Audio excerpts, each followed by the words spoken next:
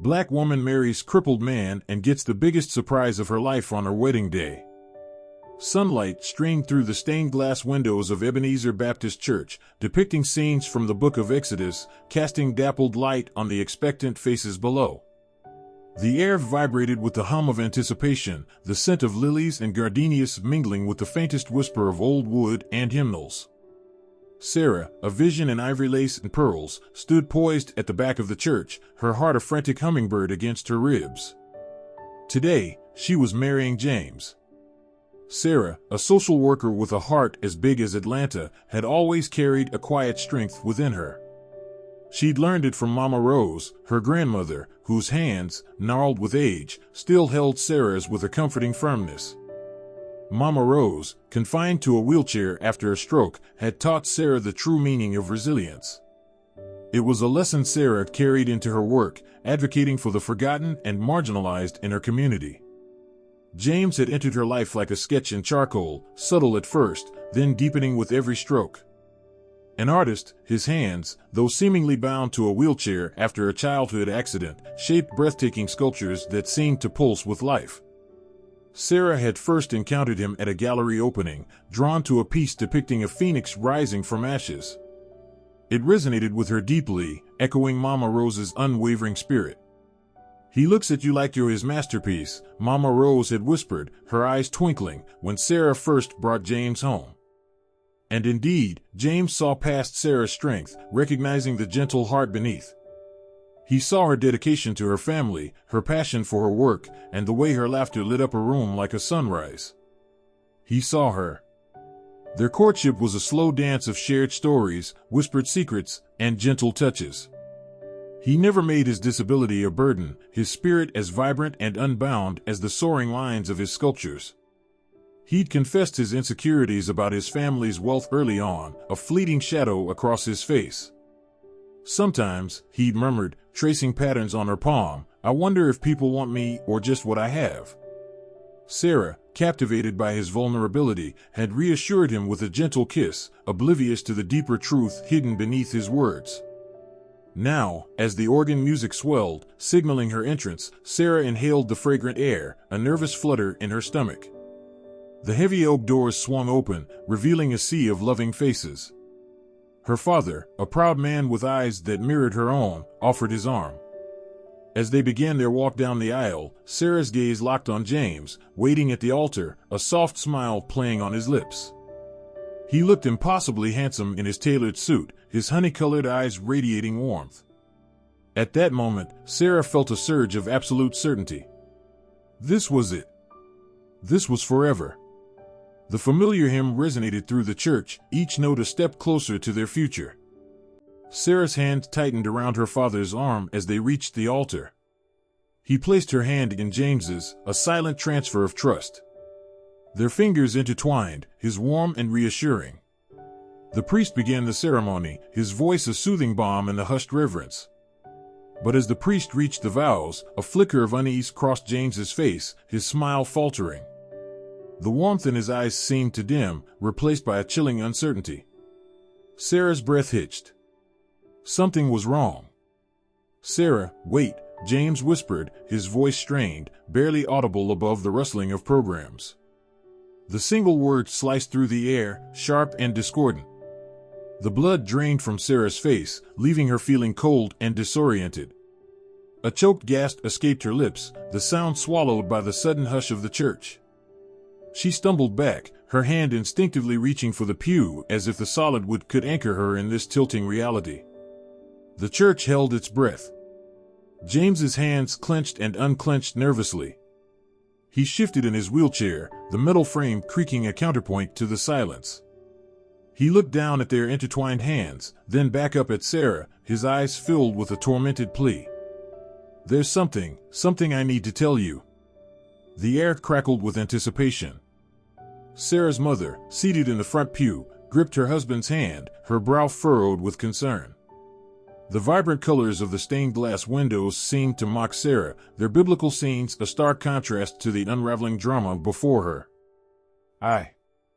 I'm not disabled," James confessed, his voice barely a whisper, yet it echoed through the stunned silence like a gunshot. He pushed himself up from the wheelchair, his legs, once believed immobile, now supporting his weight.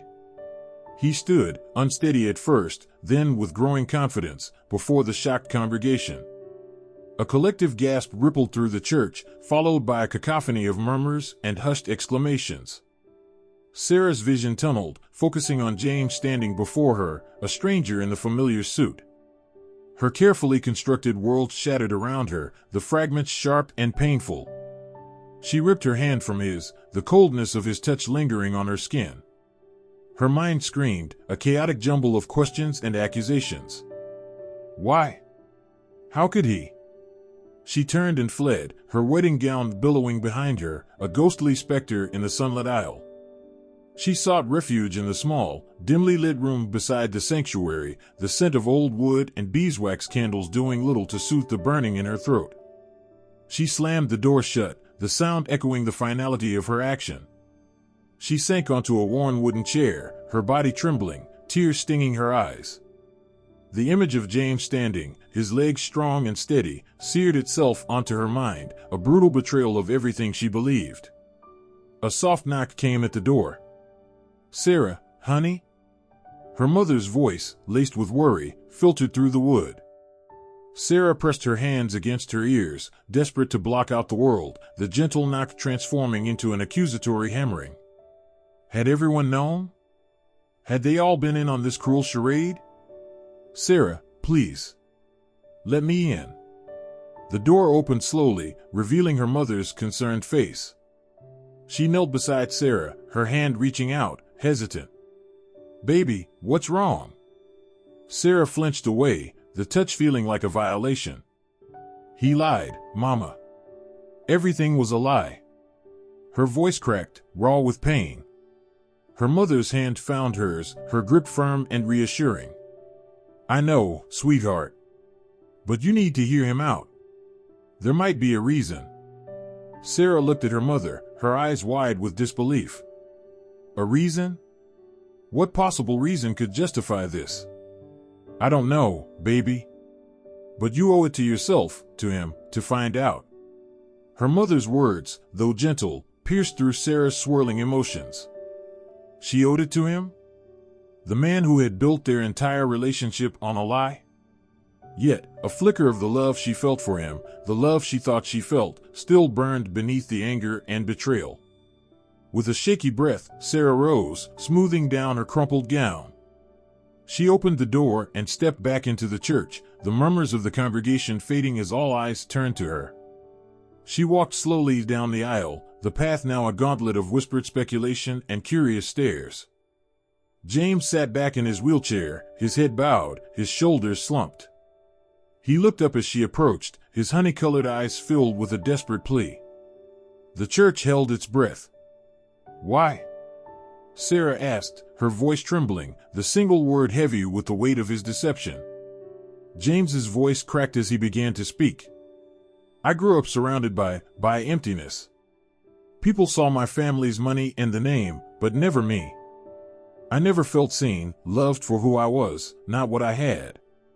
He paused, his gaze locking onto hers, raw with vulnerability. "After the accident, after I lost the use of my legs, it wasn't true. I could walk. But I didn't. I needed to know if someone could love me for me. Not for pity, not for my money, just me."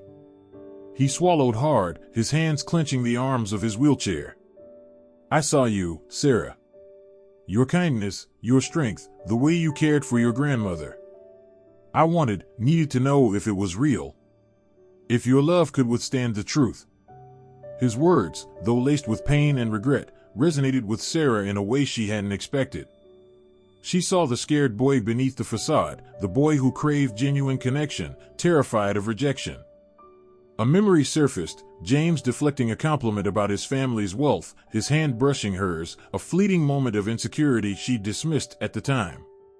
Now, it clicked into place, a piece of the puzzle she hadn't recognized. The anger that had been a burning inferno within her began to cool, replaced by a wave of empathy.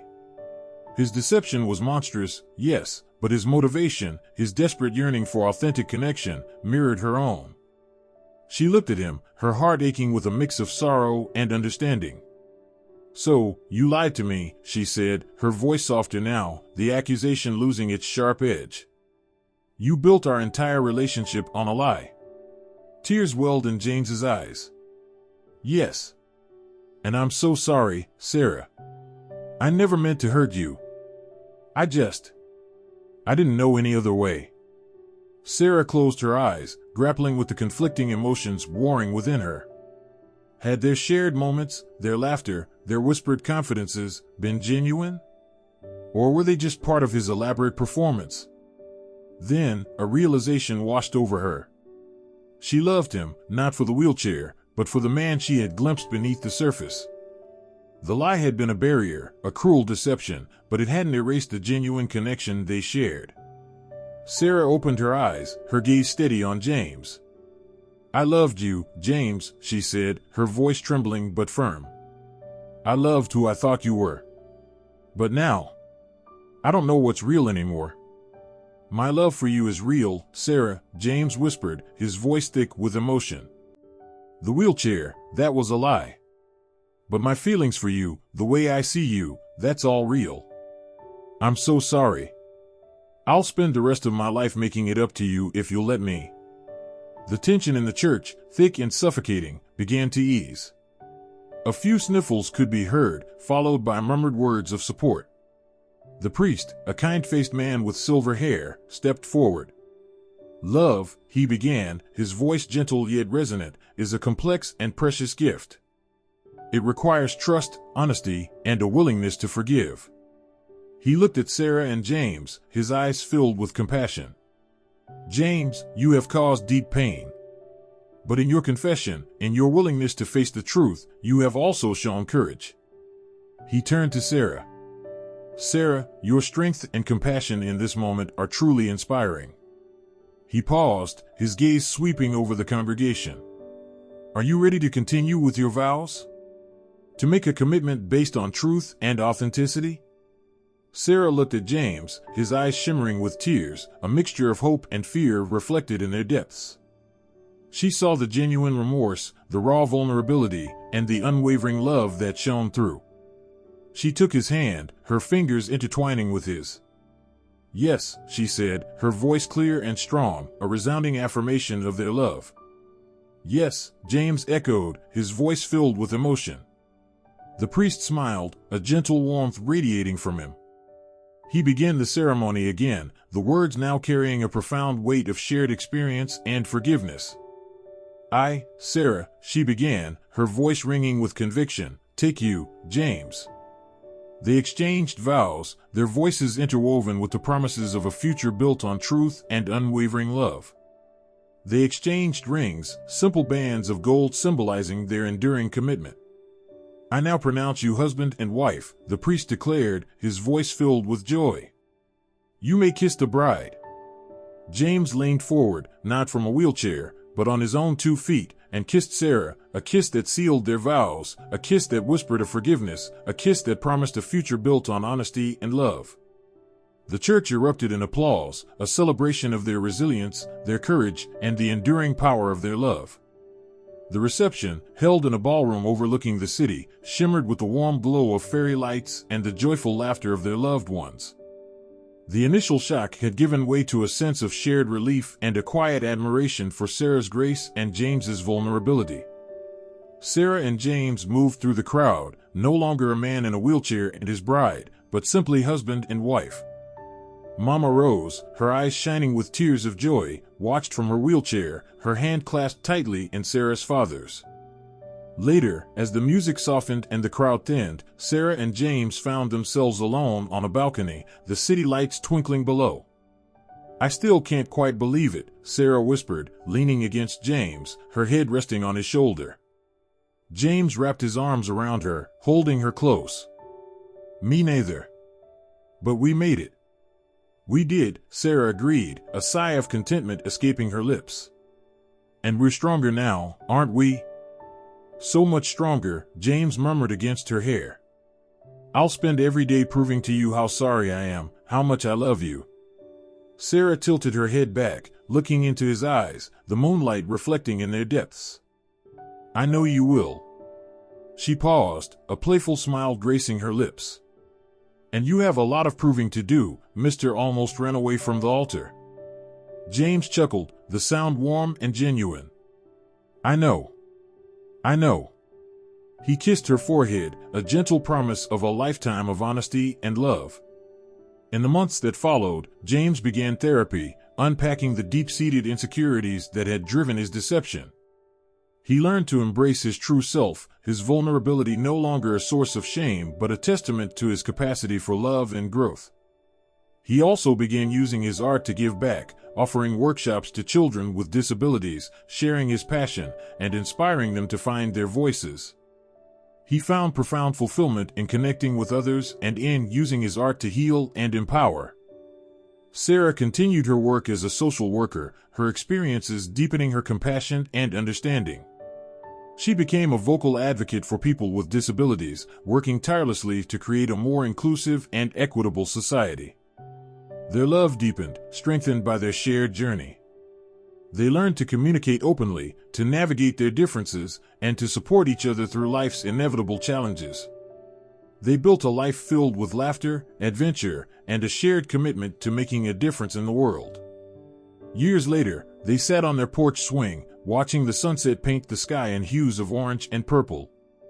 Their 2 children, a whirlwind of energy and laughter, chased fireflies across the lawn. Remember our wedding day? Sarah asked, a soft smile playing on her lips. James chuckled. How could I forget? The most dramatic wedding in the history of Ebenezer Baptist Church. It was a disaster, Sarah said, shaking her head. But it was also perfect. In its own messy, complicated way. James took her hand, his fingers interlacing with hers. It taught us that love isn't about perfection. It's about forgiveness, about seeing each other's flaws and loving each other even more for them. They watched as the fireflies danced in the twilight, their light a flickering reminder of the magic that can emerge from even the darkest of times. Their love, once tested by deception, now burned brighter than ever, a testament to the enduring power of truth, forgiveness, and the transformative power of genuine connection.